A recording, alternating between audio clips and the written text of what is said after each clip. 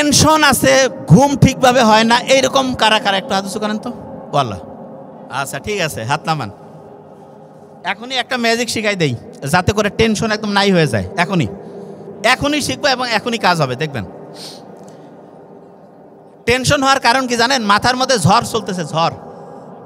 এই ঝড়টাকে হচ্ছে যে এখনই ঠান্ডা করতে হবে। জল উচ্ছ্বাস চলতেছে মাথার মধ্যে। খুব সহজ বুদ্ধি, আল্লাহ নিজের প্রত্যেকের হাতে দিয়েছে। আচ্ছা, এখানে শ্বাস প্রশ্বাস চলতেছে না এরকম কেউ আছেন যে শ্বাস প্রশ্বাস নিতে পারতেছে না এরকম কেউ? কয়েকজন হাত উঠেছে। ও ভেরি নাইস। আচ্ছা, ও হয়তো বুঝতেছে না যে শ্বাস প্রশ্বাস জিনিসটা কি, কিছু তো চেষ্টা করতেছি না, অটোমেটিক হচ্ছে। আচ্ছা, ভেরি নাইস। এই পৃথিবীতে কি এমন কোনো জীবিত লোক আছে যার শ্বাস প্রশ্বাস বন্ধ আছে? কেউ আছে? নোবডি। এইবার একটা কাজ করব আমরা, সেটা কি? শ্বাস প্রশ্বাসের সাথে আমাদের একটা নার্ভের সম্পর্ক আছে, যেই নার্ভটার নাম হচ্ছে ফ্রেনিক নার্ভ।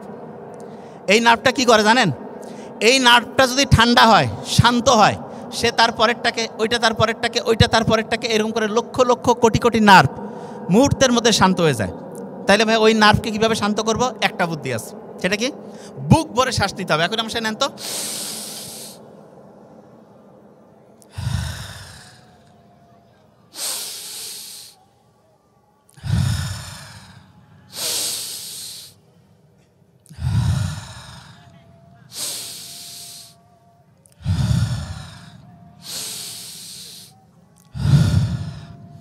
আজানের সময় আমরা নিতে পারতাম, লাভ হইতো। ওই সময় মাথায় কাজ করে নাই, পানি খাই নাই তো কাজ করতে পারে নাই। আচ্ছা, আজানের সময় কি বলতে থাকবো? আচ্ছা আচ্ছা, আমরা যখন এই যে বুক ভরে শ্বাস নিচ্ছি এবং ছাড়তেছি না, তখন আমাদের শরীরের যে কোষগুলো আছে, এই কোষগুলো প্রায় 5000 ml পর্যন্ত হচ্ছে অক্সিজেন পায়। কত ml পর্যন্ত? আচ্ছা, আপনাদের কারো যদি এখন আমি টুটি চিপে ধরি, 5 মিনিটের মধ্যে একটা লোক মরে যাবে না? কিসের কারণে মরতেছে? কারণ অক্সিজেন পাচ্ছে না, কোষ শক্তি উৎপন্ন করতে পারতেছে না, লোকটা মরে যাচ্ছে। যে কেউ যখন কোনো টেনশনের মধ্যে থাকেন, যে কেউ যদি কোনো টেনশনের মধ্যে থাকেন, দেখা যাচ্ছে যে খুব মনটা ভালো লাগতেছে না, অস্থির লাগতেছে, আছে না? এইরকম কোনো বন্ধু বান্ধব হঠাৎ করে দেখতেছেন যে কাজের মধ্যে ঠিক নাই, দেখা যাচ্ছে মনটা কেমন করতেছে, একটা কাজ করবেন, সেটা কি জানেন? তাকে বলবেন যে তুই আমাদের সাথে বুক ভরে শ্বাস নে আর শ্বাস ছাড়, শ্বাস নে জোরে, শ্বাস ছাড়। আপনার ঘুমের সমস্যা, আপনার মনের মধ্যে টেনশন, অ্যাংজাইটি, মন ভালো লাগতেছে না, যে কোনো সমস্যার একমাত্র সমাধান হচ্ছে ওই সময় বুক ভরে শ্বাস নিবে, শ্বাস ছাড়বে। তার মানে আপনার যত সমস্যা আছে সবগুলো সমস্যার 1 নাম্বার এবং সবচেয়ে সেরা টাকা ছাড়া একটা বুদ্ধি, সেটা হচ্ছে বুক ভরে শ্বাস নেওয়া এবং শ্বাস ছাড়া, এটা 1 নাম্বার।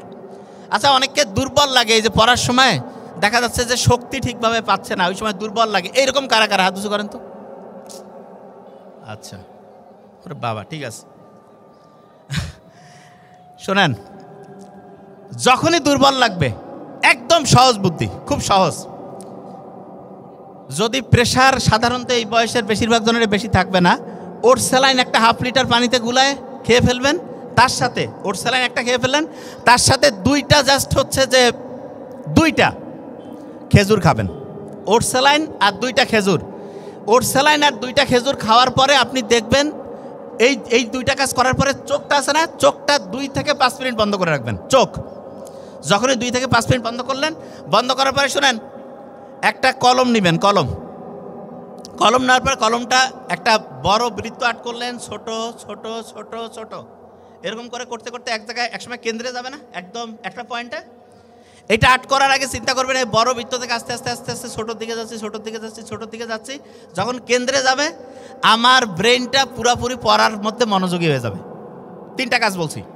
প্রথম হচ্ছে একটা স্যালাইন খেয়ে ফেললেন 1/2 লিটার পানিতে, 2টা হচ্ছে খেজুর, তারপরে এইরকম করে একটা বৃত্ত আট করতেছেন, বৃত্তটা আট করতে করতে করতে করতে করতে করতে যখন কেন্দ্রে চলে গেল, আমার পুরা মনটা পড়ার মধ্যে চলে আসবে। এইটা চিন্তা করে আমি পড়া শুরু করব। পড়া যখন আপনি শুরু করবেন, পড়া অনেকেই আছে যে পড়া পড়তে পারে না কেন, অনেকেই বলে যে আমি তো পড়তে পারি, প্রত্যেকদিন মনে হয় আগামীকাল থেকে শুরু করব। কিন্তু আগামীকাল মনে হয় যে ঠিক আছে শুক্রবার থেকে শুরু করব, শুক্রবার মনে হয় শনিবার, তারপরে মনে হয় আগামী সপ্তাহের আবার প্রথম দিন, ওইটা গেল যে ঠিক আছে এই মাসের আর 3-4টা দিন যাও, 1 তারিখ থেকে শুরু করবো, এরকম হয় না? কারা কারা হাত উঁচু করেন তো। ও ভেরি ফাইন। আচ্ছা, এইটার সমাধান কি? এবং এটা যাদের হয় তাদের কি সমস্যা আমি বলি। তাদের 1 নম্বর সমস্যা কি জানেন? তারা রুটিন করে 18 থেকে 20 ঘন্টা পড়বে, 3 থেকে 4 ঘন্টা ঘুমাবে এবং 1 মিনিটও বাদ নাই, প্রত্যেক ঘন্টা মিনিটে মিনিটে পড়া। তাই এরা যখন পড়তে বসার আগে বলে যে আগামীকাল তো 18 ঘন্টা পড়তেছি, আজকে একটু বন্ধু বান্ধবের সাথে গল্প গুজব করে টাইমটা যাক, ঠিক না? এবং মনে করে যে ফেসবুকে যখন যাবে, মনে করে যে ঠিক আছে ফেসবুকে 5টা মিনিট যাই, যে এই তো চলে আসতেছি, ফেসবুকে যে কমেন্ট সেকশনে মারামারি শুরু করে দিছে, যে রাত শেষ, আচ্ছা এই তো দুপুরের পর থেকে শুরু হবে, দুপুরও শেষ, ঠিক আছে এই দিনটা গেছে, শনিবার থেকে আল্লাহর রহমতে শুরু হবে। আচ্ছা, এটার সমাধান কি? সমাধান চান না? সমাধান এত কিছু খেয়াল রাখতে পারবেন, লিখে রাখতে হইতো, ধরবো কিন্তু আমি, কিন্তু আজকের লেকচারটা খুব খুচর মচর হয়েছে, কিন্তু এখন আমরা সাজাই নিব ইনশাল্লাহ। যখনই পড়তে বসবেন, পড়ার আগে 1 মিনিট পড়বেন, যে ভাই এটা আবার কেমন কথা। পড়ার আগে টার্গেট করবেন যে আমি 1 মিনিট পড়বো, জাস্ট 1, যে ভাই এটা আবার কেমন কথা। ব্রেনকে যখন বলবেন যে 1 মিনিট, ব্রেন কবে 1 মিনিট তো ঠিক আছে পড়া যায়। 1 মিনিট শুরু হইলো, আপনি অবাক হয়ে যাবেন, 2 মিনিট পড়লেন, 3 মিনিট, তারপরে যে না পড়বো না, কিন্তু ব্রেন বলবে যে না আরেকটু পর, 5 মিনিট, 7 মিনিট, এইরকম করে করে আপনি টার্গেট করছেন 1 মিনিট পড়া, কিন্তু 5-7 মিনিট পড়লেন, পড়ার পরে যে ঠিক আছে আমি এখন একটু রেস্ট নিব। কি রেস্ট? একটা বুদ্ধি আছে আমার কাছে। কয়েন দেখছেন? কয়েনটা আছে না? 5 মিনিট পড়ার পরে কয়েনটা পকেট থেকে বের করবেন, বের করার পরে আপনার সবচেয়ে পছন্দের 2টা কাজ রাখবেন। কীরকম? যে যদি শাপলা উঠে, শাপলা, তাহলে হচ্ছে আমি হাঁটতে বেরোবো, হাঁটবো। আর যদি দেখা যাচ্ছে যে হচ্ছে যে বাঘ উঠছে, তাহলে বাড়িতে বা বন্ধু বান্ধব কারোর সাথে এমনিতে বন্ধুত্বপূর্ণ সম্পর্ক, তার সাথে হচ্ছে 2-3 মিনিট কথা বলবো। তাহলে ব্রেন খুব মারাত্মক, কিরে একটা নতুন জিনিস হবে যে শাপলা উঠলে হাঁটবো, যদি বাঘ উঠে তাহলে বন্ধু বান্ধবের সাথে কথা বলবো, ঠিক আছে। একবার টর্চ করলেন, করার পরে শাপলা উঠছে, হাঁটতে বেরোইলেন। যখন আপনি হাঁটবেন না, হাঁটার সাথে সাথে আমাদের যে টেনশনের একটা হরমোন আছে, একটা উপাদান আছে যার নাম কর্টিসল, সেই কর্টিসলটা কমতে থাকবে। আপনি যখনই হাঁটতেছেন কর্টিসল কমতেছে, এবং হাঁটার কারণে এক্সারসাইজ হচ্ছে না, তখন এন্ডরফিন ক্ষরণ হচ্ছে। কি ক্ষরণ হচ্ছে? এন্ডরফিন। এন্ডরফিন কি জানেন? ওই যে যারা দেখবেন যে ড্রাগ অ্যাডিক্ট, আল্লাহ হেফাজত করুক, দেখবেন যে ড্রাগ যখন নিছে, তারপরে যে আপনি বলতেছেন ভাই কেমন আছে, ভাই খুব ভালো আছি, কি সুন্দর অসাধারণ দুনিয়া, হেভি খুশি, তা কী ব্যাপার, আর কি হয়েছে?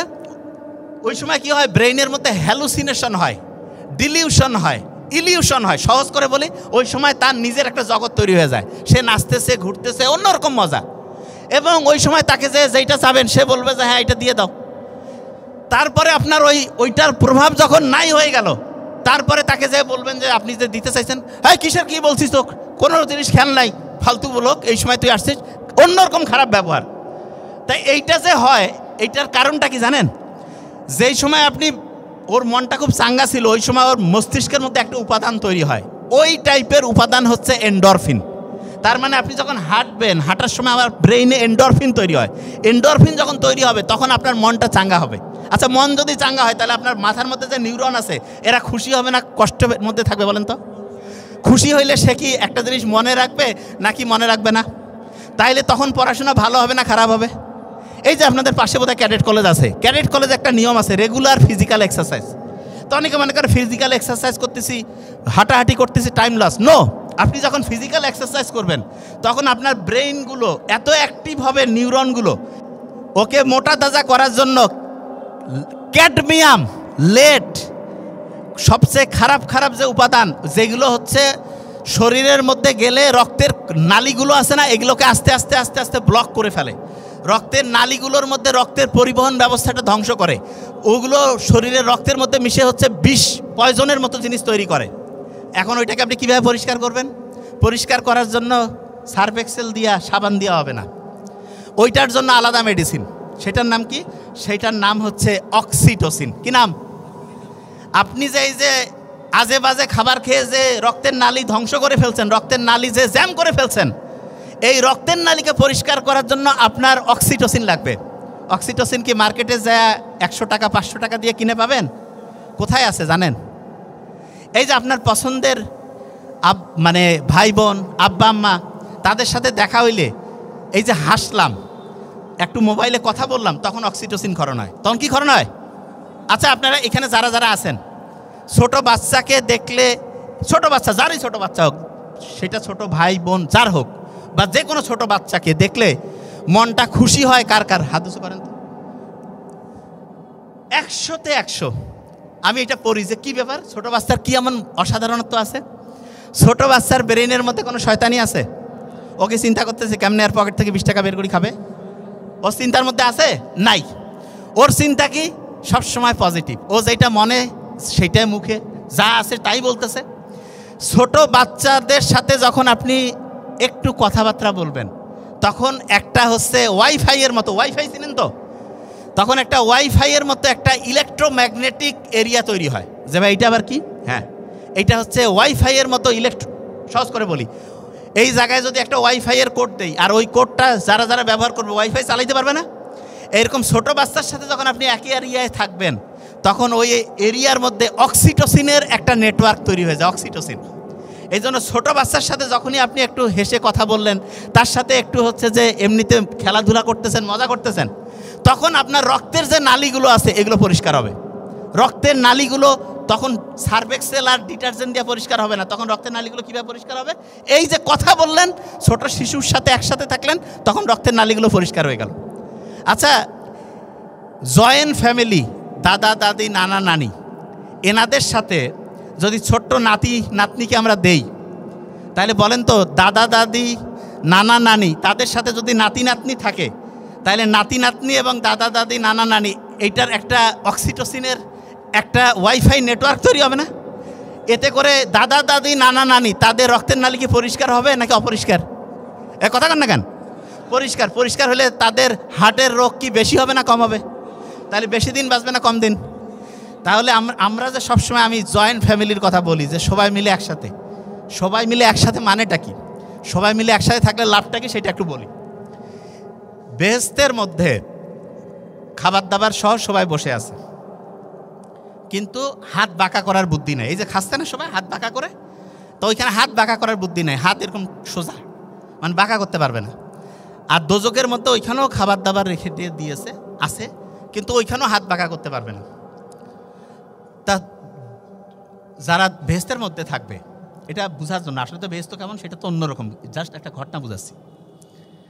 তা যারা হচ্ছে যে দেখা গেছে যে এই বেহেশতে যাবে, তারা কি মানসিকতা কি ভালো না খারাপ? ভালো। ভালো মানুষতা কি অন্যকে হেল্প করব কি হেল্প করব না? আচ্ছা, আমার হাত এরকম বাঁকা করতে পারতেছি না, ওরও হাত বাঁকা করতে পারতেছে না, আমি তো নিজে খাইতে পারবো না, কিন্তু আমি যদি চাই, আমার যদি মনটা উদার হয়, আমি আমার খাবারটা ওর মুখে দিতে পারবো না? ওর খাবারটা আমার মুখে দিতে পারবে না? সবাই খাইতে পারবো না? আর ওই দোজকের মধ্যে যেই মেন্টালিটির লোকজন গেছে, এগুলো কি হেল্পফুল মেন্টালিটি নাকি গ্যাঞ্জামবাজ? হাত বাঁকা করতেছে না, খালি মাইর শুরু করে দিছে। তাইলে মারামারি করে খাবার দাবার সব ধ্বংস, লাস্টে করছে যে কি হইলো, কয় যে আমাদের হাত বাঁকা ছিল এই জন্য। আসলে হাত বাঁকা সমস্যা নাকি মেন্টালিটির সমস্যা? মেন্টালিটির সমস্যা। কিসের সমস্যা? মেন্টালিটির। আচ্ছা, যে জায়গায় আমি ছিলাম, তাইলে এই যে পয়সা টর্চ করলেন, টর্চ করে আব্বা আম্মার সাথে কথা নাইলে হাঁটলেন। অনেকে বলতেছে যে না, আমি আব্বা আম্মার সাথে কথা বলার সুযোগ নাই। অনেকের আছে না আব্বা আম্মা নাই, কি করবে? বুদ্ধি আছে। আপনার হাতে আল্লাহ অসাধারণ একটা সুযোগ দিয়েছে, কি জানেন? আল্লাহর সাথে আপনি কথা কইতে পারেন। যে আপনি কি করছেন, আল্লাহর সাথে কথা কবেন? হ্যাঁ, কোরআনের মধ্যে আল্লাহ যে কথা বলছে, কোরআন বা যে কোনো ধর্মের গ্রন্থেতে ওই ধর্মগ্রন্থ অনুযায়ী স্রষ্টার সাথে কানেক্টেড হইতে পারেন। আপনি যখনই স্রষ্টার সাথে কানেক্টেড হবেন, আচ্ছা দেখেন তো, আপনি চিন্তা করেন তো, বাংলাদেশের প্রেক্ষাপটে যখন যেই পার্টি ক্ষমতায় থাক, হেড অফিসের সাথে যদি কারো কানেকশন থাকে, ওর মাস্তানিটা দেখছেন, ওর শক্তিটা, কয় না যে ভাই ওর সাথে হচ্ছে সেন্টারের কানেকশন আছে, ও কিন্তু কিছু কোয়া যাবে না, গ্যাঞ্জাম লাগিয়ে দিবে, এরকম হয় না? তাইলে কারো যদি আল্লাহর সাথে কানেকশন থাকে, তাহলে তার শক্তিটা কি বেশি হবে না কম হবে? শক্তি কি হবে? বেশি হবে। তাহলে আল্লাহর সাথে কানেকশন করার জন্য খুব সহজ বুদ্ধি, কিছু না, আপনি আপনার কোরআন পড়েন, হাদিস পড়েন, নামাজ পড়েন, আল্লাহর সাথে কানেক্টেড হয়ে যান। এবার দেখেন একটা জিনিস বলি, এই যে ব্রেইনের মধ্যে যে সেলগুলো আছে, যে কোষগুলো আছে, কোষগুলো, এই কোষগুলো মোবাইলের যে, এই যে মোবাইল আছে না, যখন আমি সব সময় মোবাইলের দিকে তাকায় থাকি, তখন রাতের ঘুমটা যখন আমার নষ্ট হয়ে যায়, তখন একটা ব্রেইনের কোষের সাথে আরেকটা ব্রেইনের যে নেটওয়ার্কটা আছে, এই নেটওয়ার্কটা দুর্বল হয়ে যায়। এইখানে যারা যারা আছেন মনে হইতো যে 9-10-এ পড়াশোনা ভালো ছিল, এখন পড়া অতটা ভালো মনে থাকে না, পড়লেও খেয়াল রাখার শক্তিটা কমে গেছে, এরকম কারা কারা হাত উঁচু করেন তো। আচ্ছা ঠিক আছে, নামান, কোনো সমস্যা নেই, ট্রিটমেন্ট আছে। যে এরকম খেয়াল থাকে না, না? আচ্ছা শোনেন, আপনারা কি জানেন মাথার মধ্যে এক রকমের পানি আছে, পানি, মাথা যে আছে না, মাথার মধ্যে এক রকমের পানি আছে, এই পানিটাকে বলে সিএসএফ। কি নাম বলে? সিএসএফ। শুনেন, আপনার মাথার মধ্যে যে ব্রেনটা আছে না, এইটার ওজন প্রায় 1.5 কেজি, 1.5 কেজি। কিন্তু 1.5 কেজি ওজনের মাথা, মনে হয় কি মাথার মধ্যে যে আল্লাহ পানি রাখছে না, ওই পানিতে ব্রেনটা ডুবন্ত ভাসন্ত অবস্থায় থাকার কারণে সাঁতার কাটলে ওজনটা হালকা হয় না, আর্কিমিডিসের সূত্র, তখন মাত্র ব্রেনটা 50 গ্রাম হয়। কত গ্রাম? 50 গ্রাম। ব্রেনটা যেই পানির মধ্যে থাকে, সেই পানির, ব্রেনটা যেই পানিতে ডুবে থাকে, সেই পানির সবচেয়ে পছন্দের খাবার, 1 নম্বর পছন্দ হচ্ছে মধু। কি খাবার? মধু। মধু নিয়ে যে আল্লাহ সূরা বানিয়েছে, এমনি বানায় নেই। মধু যদি কেউ রেগুলার পান করে, তাহলে মাথার মধ্যে ব্রেনটা যেই পানিতে ভাসতেছে, ডুবতেছে, ওই পানিটা সবচেয়ে বেশি স্বাস্থ্যকর থাকে। তাহলে ব্রেইনের পানির জন্য সবচেয়ে স্বাস্থ্যকর 1 নম্বর খাবার কোনটা? মধু। আরেকটা খাবারের কথা প্রথম বলে দিয়েছি, ঘুম। আরেকটা কি বলছিলাম? ঘুম। আচ্ছা শোনেন, প্রত্যেকটা স্টুডেন্টের ব্রেইনটা সবচাইতে বেশি পাওয়ারফুল হবে, সবচেয়ে পাওয়ারফুল। যে ভাই এটা কীভাবে করব, বুদ্ধিটা আমরা কিন্তু দিয়ে দিচ্ছি। প্রথম কাজ যেটা করতে হবে প্রত্যেক স্টুডেন্টকে, ঠিকভাবে বেশি পরিমাণ ঘুমাইতে হবে, বেশি পরিমাণ ঘুম। আচ্ছা, পরীক্ষা আসলে পরীক্ষার আগে ঘুম বেশি বেড়ে যায় কার কার? হাত উঁচু করেন তো। Very fine. আচ্ছা শুনেন, আমি বলি, এটা লিখে রাখেন, পরীক্ষার আগে বেশি ঘুমানো উচিত না কম ঘুমানো উচিত? আপনারা জানেন এটা? কোথায় শুনলেন? ও, পরীক্ষার আগে বেশি ঘুমাইতে হবে কেন সেটা বলি আগে, শুনেন। এই শুনেন, আপনারা যখন ওই যে রেজাল্ট দেখেন না, এক সময় হঠাৎ করে বিসিএসের রেজাল্ট দিল, মেট্রিকের ইন্টার রেজাল্ট দিল, একসাথে সবাই যখন ঢুকে দেখবেন না যে সফটওয়্যার জ্যাম হয়ে গেছে, কেউ কারো রেজাল্ট দেখতে পাচ্ছে না? দেখতে পাচ্ছে? এরকম হয় তো। আপনি যখন পরীক্ষার আগে যখন একসাথে সবগুলো পড়তে যাবেন, তখন ব্রেইন এরকম জ্যাম হয়ে যাবে। যে ভাই তাহলে ব্রেইনের জ্যাম কীভাবে ছুটাবো? বুদ্ধি আছে। শোনেন, নর্মালি আপনি যা ঘুমান, নর্মালি আপনার 7 ঘন্টা ঘুমাইতে হবে দৈনিক। পরীক্ষা যখন আসবে সেইটা আধা ঘন্টা থেকে 2 ঘন্টা আরও বাড়াবেন। যে ভাই এটা আবার কেমন কথা? হ্যাঁ, কারণটা কি?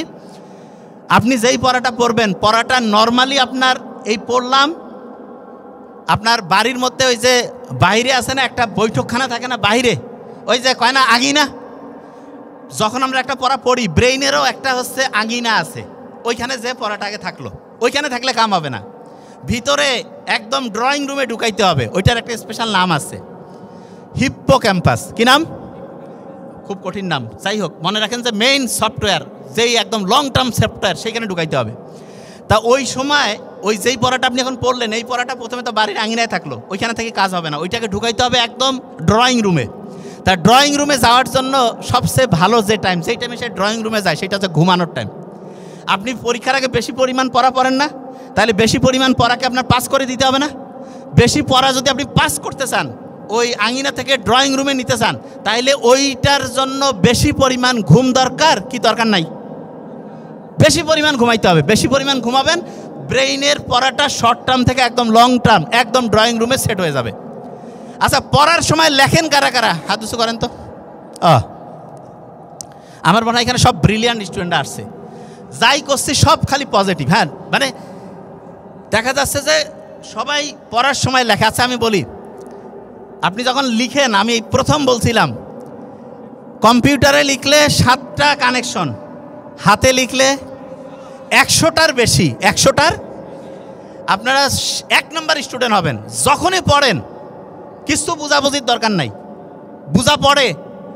সবাই ভুলটা কি করে জানেন? কয় আগে একটু পড়ি বুঝি তারপরে লিখবো। না, বুঝাবুঝি বাদ, প্রথম কথা লেখা শুরু করেন। যে ভাই এটা কেমন কথা? লেখেন। আপনি যখন লিখবেন না, আপনার পড়াটা হচ্ছে রেটিকুলার অ্যাক্টিভেটিং সিস্টেম অন হবে, আর ব্রেইনের 100টা কানেকশন অ্যাক্টিভ হয়ে গেল। পড়ার সাথে আপনি অবাক হয়ে যাবেন, লিখছেন পড়া আপনার মাথায় চলে আসছে, লেখার পরে আপনি অবাক হয়ে যাবেন। এই জন্য আমরা আগেকার দিনে শুনতাম না লেখাপড়া, এখন তো কয় পড়ালেখা, এটা ঠিক না, লেখাপড়াটাই ঠিক। তার মানে লেখাটা আগে, তারপরে পড়েন। আগে লিখবেন, তারপরে পড়েন। খুব খুব দামি। এইটা তো নিশ্চয়ই শিখে ফেলছেন। লেখার ক্ষেত্রে কোন কালি ব্যবহার করবেন? ও বাবা, সব মুখস্থ, নতুন জিনিস দিতে হবে। লেখার সময় হচ্ছে নীল কালি, এটাও মুখস্থ হয়ে গেছে। আচ্ছা, এই যে যখন আপনি পড়া শুরু করেন, এটা কি জানেন কঠিন পড়া? আমি বলি আপনাদের কোন পড়াগুলো কঠিন লাগে আমি জানি। আমি বলি, দেখেন মিলান তো। ইংলিশের ক্ষেত্রে appropriate preposition, vocabulary, synonym antonym, এটার মধ্যে বুঝছেন তো? আচ্ছা, গ্রুপ ভার্ব, হ্যাঁ কঠিন লাগে না? আচ্ছা, এটা কেন কঠিন লাগে সেটা বলি। এই গ্রুপ ভার্ব, সিনোনিম অ্যান্টোনিম আছে না, এটা নিয়ে একটা ইম্পর্টেন্ট তথ্য শেয়ার করে, এটা আগে মাথায় রাখতে হবে। ব্রেন একটা না, একই রকম সর্বোচ্চ 60টা তথ্য রাখতে পারে। কয়টা? সূরা ফাতিহার আয়াত কয়টা? কয়টা? আল্লাহ জানে যে এরা ব্রেন কিভাবে কাজ করে জানে। প্রথম 60টা আয়াত না, একটা না সেম জাতীয় 60টা তথ্য মনে রাখতে পারবে। কয়টা? 7টা। শুনেন আগে, আপনি কি করেন? অ্যাপ্রোপ্রিয়েট প্রেপোজিশন, গ্রুপ ভার্ব বের করছেন, একেবারে মুখস্থ শুরু করে দিলেন যে আজকে 50টা পড়ি ফেলাবো, এবং পড়ার পরে যে হ্যাঁ আর 2 দিন পড়লে হয়ে যাবে, ঘন্টু হবে, জীবনে পাবেন না। কেন? কারণ ব্রেন যখন রাখছে না একই রকম জিনিস সর্বোচ্চ 60টার বেশি সে রাখতে পারে না। তাইলে ভাইয়া অ্যাপ্রোপ্রিয়েট প্রেপোজিশন, গ্রুপ ভার্ব এগুলো কীভাবে মনে রাখবো? খুব সহজ বুদ্ধি আছে। আচ্ছা, অ্যাপ্রোপ্রিয়েট প্রেপোজিশন, গ্রুপ ভার্ব এগুলো প্রত্যেক দিন সর্বোচ্চ 60টার বেশি পড়া যাবে না। তার মানে আপনি গ্রুপ ভার্ব পড়তেছেন, সর্বোচ্চ 60টা তথ্য, অ্যাপ্রোপ্রিয়েট প্রেপোজিশন 60টা, ভোকাবুলারি 60টা। এইরকম করে যদি 1 সপ্তাহ পড়েন 50টা, 1 মাস পড়লেন 200টা, 2 মাস পড়লেন 400টা, এই রকম করে যদি পড়েন তাহলে appropriate preposition, group verb, vocabulary এগুলোতে 1 নাম্বার হইতে পারবেন। তাহলে বলেন তো আমাকে, ভোকাবুলারি আপনি বিসিএস ক্যাডার হয়ে গেছে, ওকে যা কবেন যে কী সমস্যা, কয় ভোকাবুলারিটা ডিস্টার্ব ছিল। তারপরে আর কোনটা? যে অ্যাপ্রোপ্রিয়েট প্রেপোজিশন। কেন ডিস্টার্বটা কেন? এটা সে গবেষণা করেনি। এইটার মূল কারণ হচ্ছে কি জানেন? মূল কারণ হচ্ছে একবারে সে পড়তে গেছে, অথচ ব্রেন বলেই দিয়েছে ওই তথ্যগুলো একবারে 60টার বেশি সে রাখতে পারবে না। তাহলে আমাকে বলেন তো, এখন থেকে যারা বিসিএসে অসাধারণ রেজাল্ট করতে চান, অ্যাপ্রোপ্রিয়েট প্রেপোজিশন একদিনে সর্বোচ্চ কয়টা? 60টা। ভোকাবুলারি, গ্রুপ ভার্ব 60টা, সব সর্বোচ্চ 60টা। অনেকে কয় ভাই 60টা করে বললে হবে। শুনেন, আপনার অ্যাপ্রোপ্রিয়েট প্রেপোজিশন সব মিলে, অ্যাপ্রোপ্রিয়েট প্রেপোজিশন যদি আপনি 800 থেকে 850 পড়েন, মোটামুটি সব কমন। ভোকাবুলারি যদি 1000 খানেক থেকে 1200 পড়েন কমন, তাহলে 7 দিয়ে 1000কে ভাগ করেন, দেখেন যে 3-4 মাস যদি আপনি একটু করে পড়েন, গোটাল পড়াটা আপনার আয়ত্তে আসবে। আচ্ছা, সংবিধানের বিভিন্ন অনুচ্ছেদ কার কার কঠিন লাগে? সংবিধানের যে বিভিন্ন অনুচ্ছেদগুলো আছে, মুখস্থ করতে ডিস্টার্ব হয় না? হ্যাঁ, আচ্ছা দাঁড়ান, আপনাদের আমি একটা জিনিস বলি। আচ্ছা, আমাদের প্রত্যেকের একটা চাওয়া আছে না, গণতন্ত্র, কথা কন না কেন? মানবাধিকার। আচ্ছা, 2টা 1 পাশাপাশি লিখলে কত হয়? 2টা 1 পাশাপাশি 11 না? তাইলে গণতন্ত্র আর মানবাধিকার এটা 11 নম্বর অনুচ্ছেদ। কত? 11। সব মুখস্থ করাই দিচ্ছি, দেখেন। আচ্ছা, আমাকে বলেন তো এবার, মেয়েদের যে বিয়ের বয়স সর্বনিম্ন সরকারি হিসাবে কত? আচ্ছা, আমরা যদি মেয়েদেরকে পড়াশোনায় ব্যস্ত রাখি 17 বছর বয়স পর্যন্ত, তারপরের বছর বিয়ে দিলাম, সরকারি হিসাবে ঠিক আছে। তাহলে মেয়েদের জন্য অবৈতনিক শিক্ষা, এটা 17 নম্বর অনুচ্ছেদ। বুঝেন নাই? কত? 17। 18 তো বিয়ে, 17 পর্যন্ত পড়াশোনা, তারপরের বছর বিয়ে। আচ্ছা, এবার আমাকে বলেন তো, ইসলামের খুব সেরা একটা রোজা আছে, কত নাম্বার রোজা? 27 না? আচ্ছা, ওই রোজাটাতে অনেকে কয় না যে লাইলাতুল কদর, যে একদিনে 1000 চাইতে বেশি হচ্ছে সওয়াব কামাই করে ফেলবো, এরকম করে আগেকার দিনে যারা 500-1000 বছর বাঁচে তাদের সমান সমান আমরা হচ্ছে সওয়াব করে ফেলবো। ইন্টারেস্টিং জিনিস কি জানেন? এই যে 27-এ রোজা আসছে, এটা সবাইকে সমান করার জন্য না। আগে যারা 1000 বছর বাঁচছে, এখন যারা 50 বছর বাঁচবে, তাদের আমল যাতে সেম হয়, তাহলে সবাইকে সমান করার একটা ব্যাপার আছে না 27-এর। তাহলে বলেন তো, আইনের দৃষ্টিতে সবাই সমান, এটা 27 নম্বর অনুচ্ছেদ। কত? 27। বুঝাইতে পারছি? আচ্ছা, এই যে ক্রিকেটের সবচেয়ে বেশি 1 বলে যদি কেউ মাঠ পার করে দেয়, কত হবে? 6। 1 ওভারে কয়টা বল? 6টায় যদি 6 মারে কত হবে? আচ্ছা, এই যে এদিক ওদিক যাতায়াত করলে জ্যামে পড়তে হয় না? কেউ যে আকাশ দিয়ে যাতায়াত করে, তাহলে কোনো জ্যাম আছে? প্লেন কি জ্যামের মধ্যে আটকে? তাহলে আপনি কত যে এই যে মত প্রকাশের স্বাধীনতা, স্বাধীনভাবে চলাফেরা, এটা আকাশে সম্ভব না, এই মাটিতে? তাহলে আকাশে, তাহলে আকাশ দিয়ে সব পার করে দিচ্ছে 36। তাহলে বলেন তো, স্বাধীনভাবে চলাফেরা কত নম্বর অনুচ্ছেদ? কত? 36। আচ্ছা মোহাম্মদ সাল্লাল্লাহু আলাইহি ওয়াসাল্লাম নবুয়ত পেয়েছে কত বছর বয়সে? কত? আচ্ছা নবুয়ত এটা কি কাউকে কোনো দেওয়া যাবে যে ভাই তোমাকে কালকে থেকে চাকরি দিলাম তুমি আজকে নবী হয়ে গেলা, এটা হবে? আচ্ছা এটা কোথার থেকে রিক্রুটমেন্টটা হয়েছে? আল্লাহর কাছ থেকে। আচ্ছা এইটা দুনিয়া যত প্রফেশন আছে তার মধ্যে নাম্বার 1, এটাকে তো কোনো পেশার সাথে বলা যাবে না, কিন্তু যদি থাকতো তাইলে এইটা হইতো না 40 নাম্বারে?